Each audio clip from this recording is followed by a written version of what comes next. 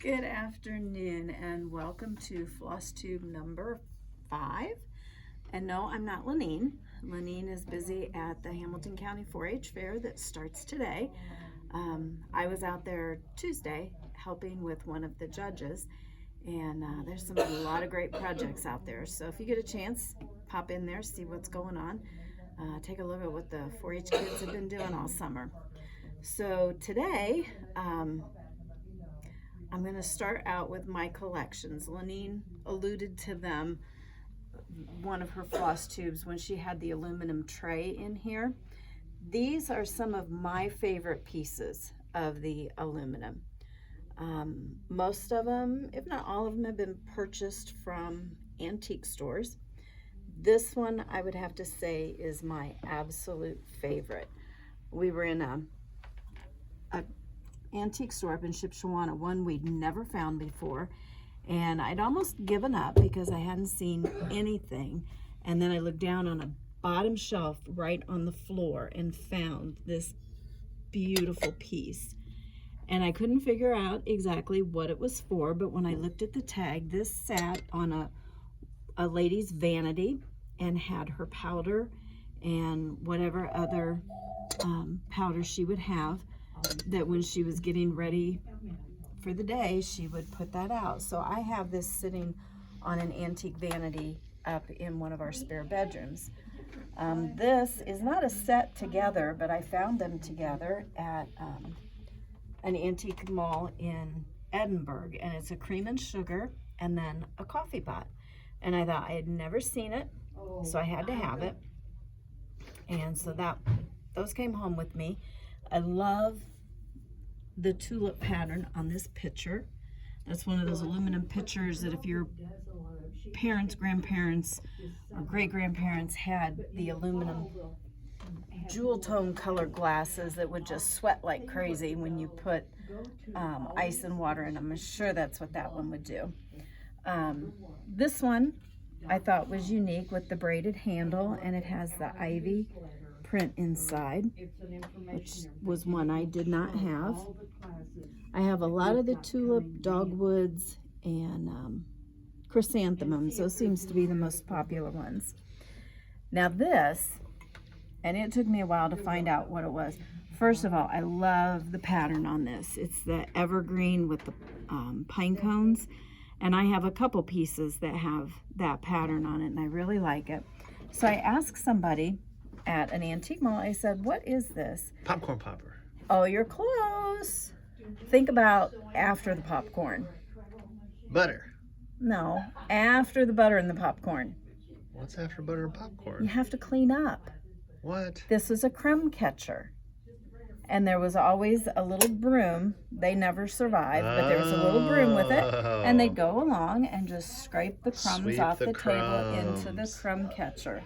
The crumb catcher. So I have, I think, 3 of these, and they're fun. My grandkids love to come in and grab the handles. In fact, I had to wipe this one off because it was all sticky, and I'll be in the kitchen and I'll hear, and I'll know exactly what they're doing. But I thought that was cool, and to find out exactly what it was even better. Now, Peter, I'm going to test your brain. I know what power. that is now. What is this? It's a taco holder. Awesome! You and I are in agreement.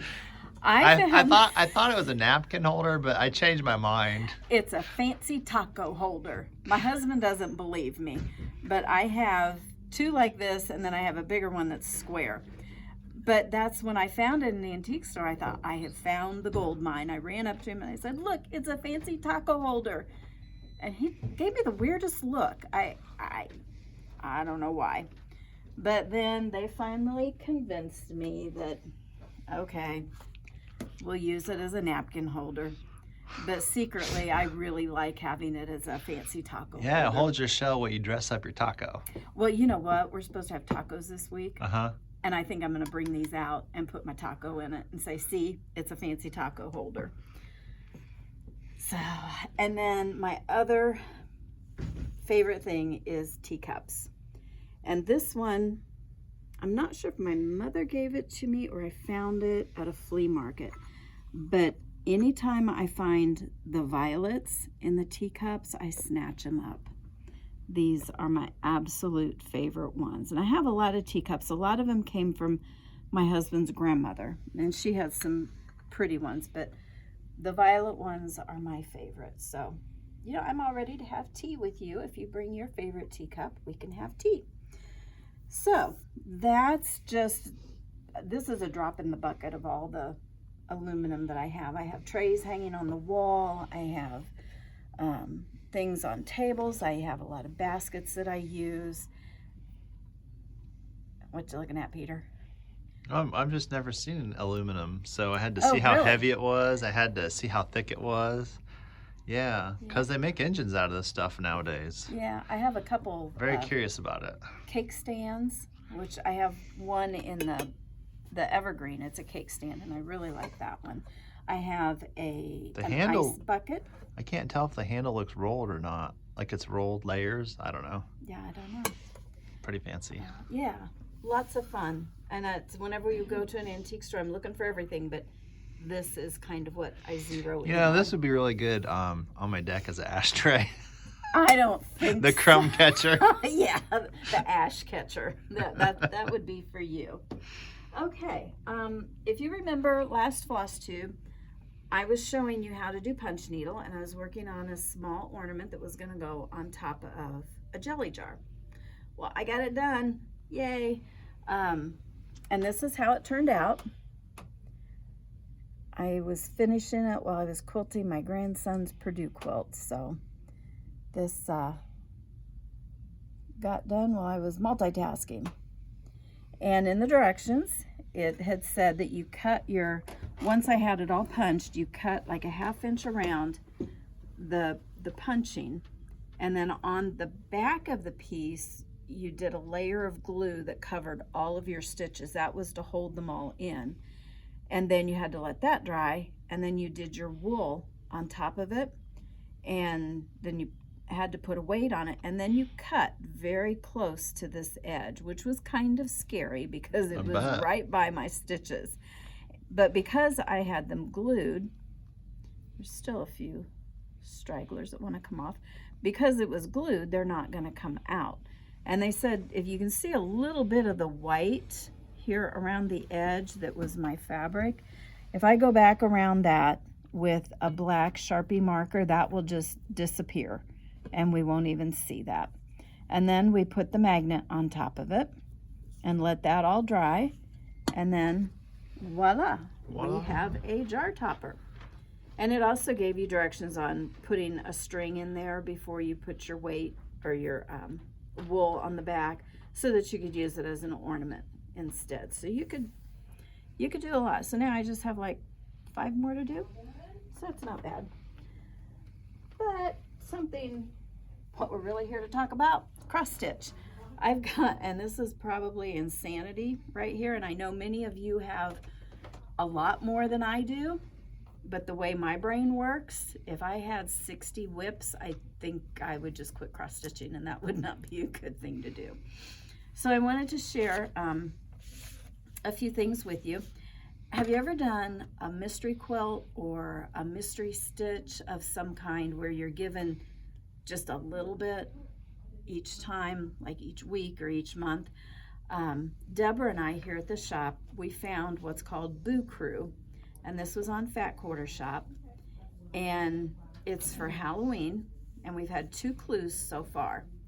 So this is my Boo Crew, and I'm sure there's going to be another O, but I was thinking, you know, we got a lot of fabric here, so I'm not sure what else is going to be going on here, but I'm excited that next Monday, I believe, the next clue will come out, so we'll have the other O and keep going. And Fat Quarter Shop does mystery stitch-alongs all the time, different holidays. I think they've got a couple Christmas ones going on now, so you might check them out for that. And then this one Lenine and I are both doing, and it's from Luminous Arts, and it's called Sneaky Spooky Spells. And this is the first clue was just all the boxes. And then the second clue was the cat with the pumpkin, his name. I'm not sure if it's him or the mouse that is sneaky. I'm not sure which one. But the next clue should be coming out soon. And I'm a little behind on this one, but I have the mouse. Fabric. He's all done. Yeah, I picked that fabric out. I thought, you know, Halloween needs a little sparkle in there. And then this is the front paws of the cat, and then where he's coming up on the pumpkin will be over here. So I'm a little behind on this one, but I was trying to keep up with the Boo Crew. So, and this one, something I'll tell you about the designers, if you follow them on their websites or on their Facebook pages, you'll find out about these mystery stitches and things like that. This is her second one. The first one, we have the pattern here in the shop, but it's Christmas themed. So of course we had to have that one, but it had Santa, Rudolph, and it may have been Frosty in it. So we have that pattern here in the shop. And then this one, I really wanted to start right after market when we got these patterns, but Summer House Stitch Works does what they call fragments in time. And these are just very small patterns. There's not a lot to them. They'll do a series, usually about 9 patterns in a series. And you can do them all individually, like they're shown here, or you can do them all on one piece of cloth, and they provide you with a free border pattern that you can stitch around. These are the 4 that are out. I love the strawberries. And I know there's 2 more coming out soon. And I'm this far. I like the colors a lot. That purple, or no, yeah. The magenta with that lime, is it? This one? Yeah. That's actually a yellow. Yellow, it's called okay. lichen. I like that. Yeah. So the border print. I like the border. Yeah, it was kind of hard to figure out what the colors were, so I just picked something. I said, this is what I want it to look like. Oh. And I'm going to tell myself, I believe. I get it now. Outer border. Yes. This, outer border. This okay. border here. When I was coming along here, I thought I was counting correctly, but I thought, oh no, I'm supposed to be right here. But I think I'm one of these stitches off, because then that, and this is why I said I do not close my borders in, and I didn't listen to myself.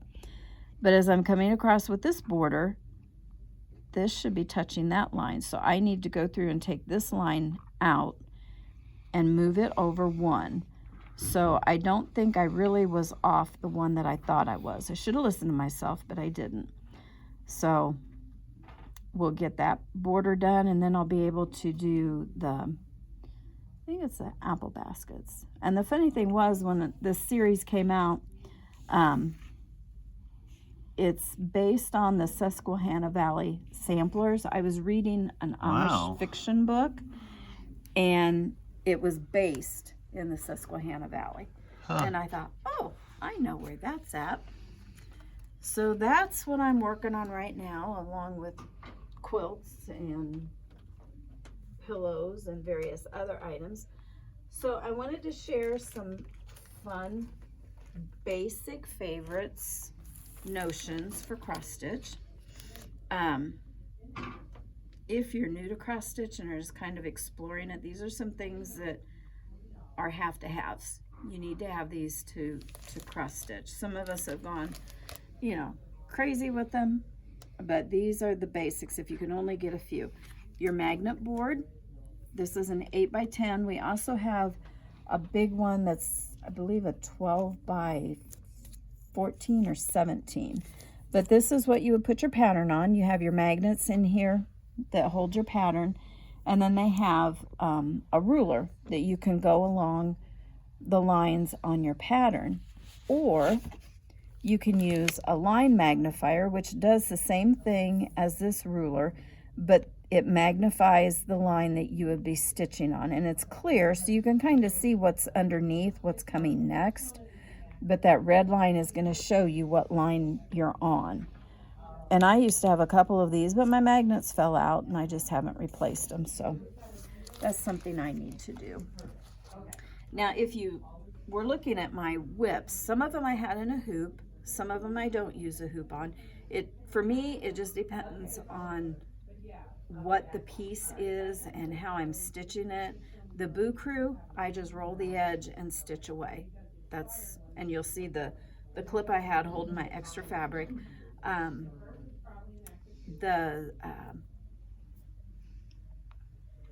The other Halloween one, I can't think of the name, from Luminous Arts, that one I have in a hoop because that's a linen and I need to keep all my stitches stable on that one.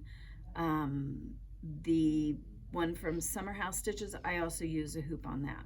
So those, when it's Aida, it's a stiff enough fabric that I can just roll and do it. So if you don't use a hoop, we also have Q-snaps in several sizes, and these are good to hold your fabric in. I find that they're too big for my hands. I think my hands are too small for them. Lenine loves them. She swears by them. I know a lot of people use these. A lot of people use hoops, and it depends on your preference and what you would like to do. But I use all three. So there's not one right way. It's just what works the best for you.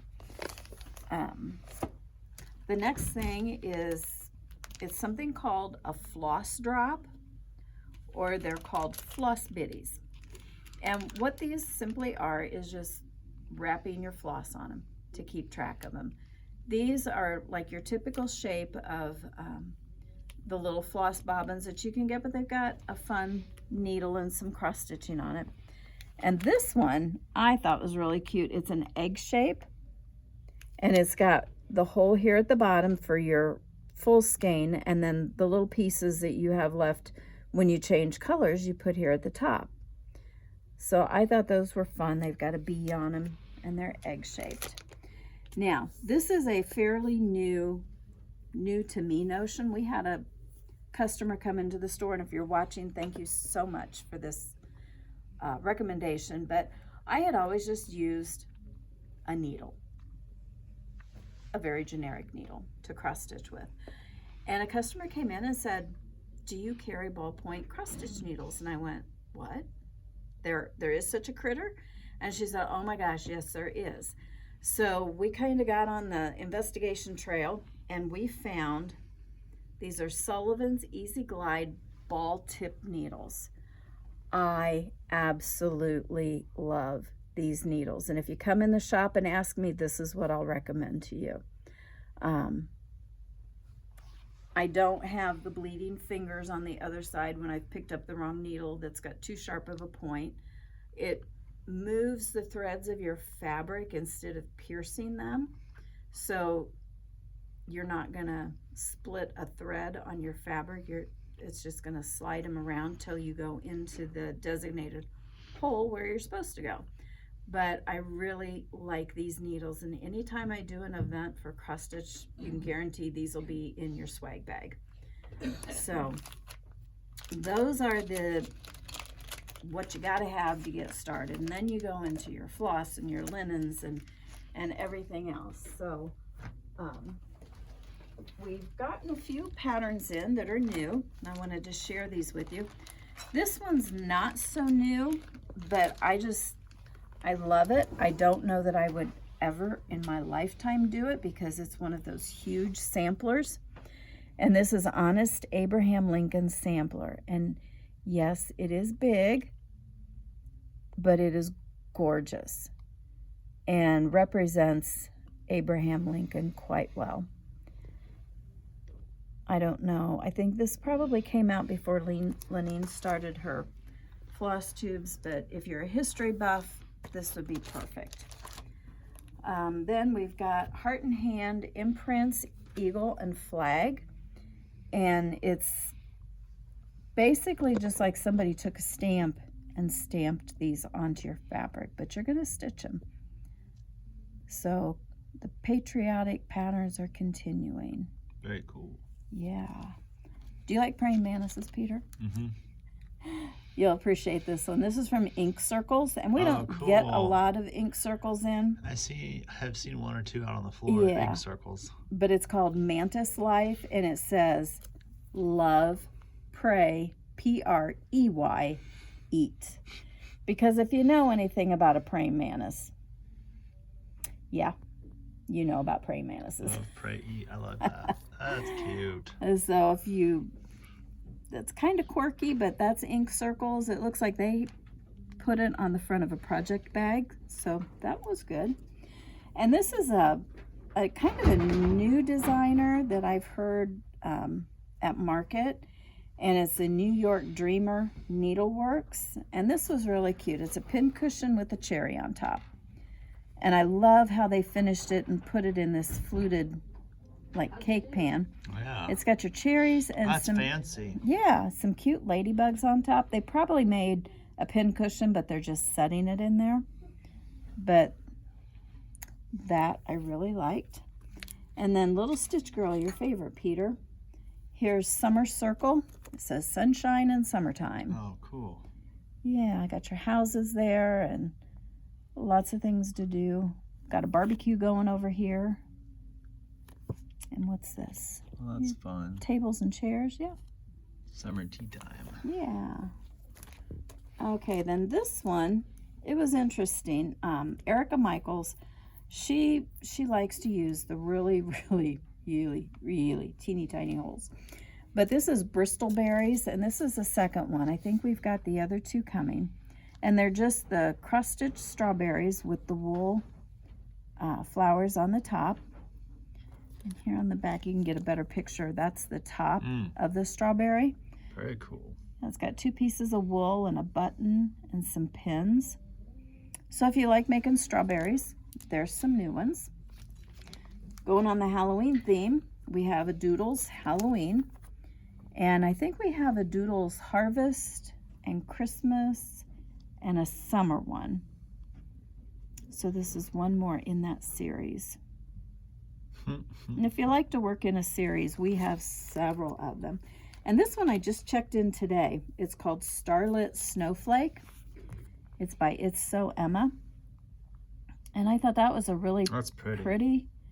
Yeah, you don't really see very many pink and red snowflakes, but when you turn do it so much with that over, they give you look at that. the red version, the blue version, and the gray version. And they even give you the flosses that you could use. So with one pattern, you can make 3 different colors of snowflakes.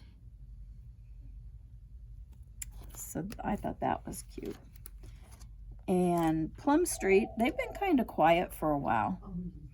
And this is a new one called My Garden House. And this is finished as a drum. And what I discovered this year from Hands-On Design, someone had taken a drum pattern such as this, and instead of making the drum, they framed it as the long piece. And I thought, oh, well, that's a great idea, because if you don't want a drum, but you like you want to see the whole thing at once, then you can frame it and then just put it in a one long piece. So that would work. The next one's from Plum Street called Adorn Your Heart. And it says, adorn your heart, adorn your mind with knowledge of the sweetest kind. So if you like, I love doing samplers. So this is a good one. And something with a sampler pattern, in looking at this, I can see several things. You can pull just the house out and just stitch the house. Or you can pull out this pot of flowers and just stitch those. Or you can just pull out the saying and just stitch that. You don't have to put it all together. You can just pull different things out. And some people, they may not want to do that, but if you just want a house and you like that house, just do that one. This one has had me thinking today. This is by Moho Stitches, and it's called Mary Barton's Work. It's an antique reproduction. I saw that on the floor today. Yeah, and I was reading the like a back. tapestry, man. The original look piece at the corners. that they did was done in wool, but it was faded. So when she designed this, she tried to keep the faded color of that wool in her floss colors. And looking at that, I thought that almost looks like needlepoint. And I imagine back when Mary did this, she probably did it as needlepoint. So that I thought was That's interesting. fancy. And next we have 3 new ones from Stitching with the Housewives. If I understand correctly, this is a new series called Let's Go Ride a Bike. Oh, here you go, Sherry. And you're gonna ride to the pumpkin patch on this one. I have the little bike right there with pumpkins.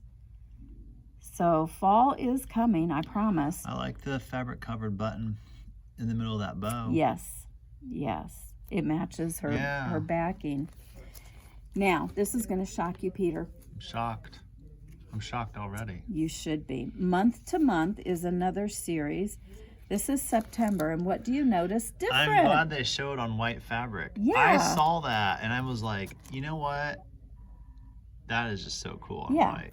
A lot of So crisp and clean. her patterns are done on black because the original of these are done on chalkboard with chalk. So that's why they're all done in black. But this one, she's popped it out with white, and that just really pops the design. So right now, you should usually be stitching a season ahead. So don't let anybody tell you fall stitching should not be started yet. You can start on these and have them ready. Me, I just stitch whatever I want, whenever I want. Christmas. And if it's got Christmas in it, I'm stitching it all year long. Okay, and the last one. We should call you the Christmas Stitcher. Hey, that's a good one. This one is called Welcome Pumpkin, and I really liked this one. It says, Welcome to our pumpkin patch, Bittersweet Farms. And again, it's on the black, and you can look at their patterns and just figure out a different color fabric. You don't have to stitch it on black. I've seen a lot of people will take their patterns and they'll stitch them on all different colored fabrics. So far, I've seen their patterns in black. Now I've seen it in white. And some of her Christmas and I believe Easter were done in a blue. And she herself dyed those fabrics. Wow. With Rit dye. So don't be afraid to dye a fabric. If you like a different color, use a Rit dye, tulip dye, dye your own fabric. Be creative. That's what it's all about. Okay, what next, Peter? What have I got? Oh, I have one more thing. I could not let this floss tube go by without celebrating some Christmas with you. Christmas. Christmas, Christmas. These are adorable. These are classes that I'm teaching. Coming up here, we're doing Christmas in July. This is a peppermint pillow, and this is made out of the Shannon Fabrics Cuddle or Minky. It is so soft, and it is so fun. And it's actually pretty easy to do. I had a lot of fun making this, and I know the people in the class will have a lot of fun making them too. I was really excited putting it together and getting all the kits ready. But this is one. And then the other one is a Santa pillow. And listen, he even jingles. But this is just, yeah, I could be Santa. How's that, Peter? Yes. But again, this was a very easy pillow to do. A little bit of applique. It's fun. Some hand stitching, and you put your pillow in. The cool thing about this, it has a zipper on the bottom. Oh, neat. This one, the peppermint pillow did not, and I was trying to figure out, why do I need a zipper for that?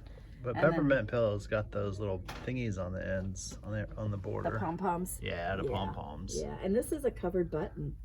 Oh. Yeah.